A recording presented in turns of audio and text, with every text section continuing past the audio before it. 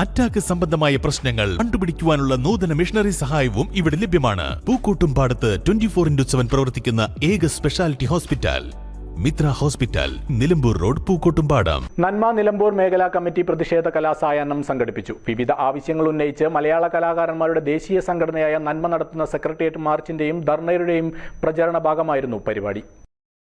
നിലമ്പൂർ പഴയ ബസ് സ്റ്റാൻഡിൽ നടന്ന പരിപാടി അഭിഭാഷകനും സംവിധായകനുമായ അഡ്വക്കേറ്റ് എസ് ബിജിലാൽ ഉദ്ഘാടനം ചെയ്തു. നന്മ നിലമ്പൂർ മേഖലാ പ്രസിഡന്റ് ഉമേഷ് നിലമ്പൂർ അധ്യക്ഷനായി. ജില്ലാ പ്രസിഡന്റ് ലുക്മാൻ അരീക്കോട് മുഖ്യപ്രഭാഷണം നടത്തി.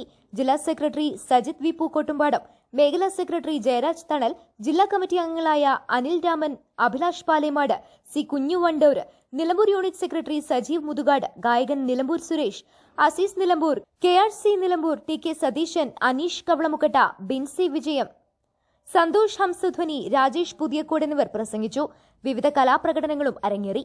കലാകാര ക്ഷേമനിധി പെൻഷൻ 5000 രൂപയാക്കുക, പാവപ്പെട്ട കലാകാരന്മാർക്ക് നൽകുന്ന പെൻഷൻ 1600 രൂപയെന്നത് വർദ്ധിപ്പിക്കുക, ഈ പെൻഷനും ക്ഷേമനിധി പെൻഷനും തുല്യമാക്കുക, യഥാസമയം മസ്റ്ററിംഗ് നടത്താത്തതിന്റെ പേരിൽ പെൻഷൻ തടഞ്ഞുവെക്കുന്നത് ഒഴിവാക്കുക, 60 വയസ്സ് കഴിഞ്ഞ കലാകാരന്മാർക്ക് ക്ഷേമനിധി അംഗത്വം നൽകാൻ ഒരു അവസരം കൂടി നൽകുക, രാത്രി 10 മണിക്ക് ശേഷമുള്ള മൈക്ക് നിരോധനത്തിന് ഇളവ് നൽകുക, സ്കൂളുകളിൽ കലാധ്യാപകരെ നിയമിക്കാൻ നടപടി സ്വീകരിക്കുക തുടങ്ങിയ ആവശ്യങ്ങൾ ഉന്നയിച്ച് ഈ മാസം 26-നാണ് സെക്രട്ടേറിയറ്റ് മാർച്ചും ധർണയും നടക്കുന്നത്.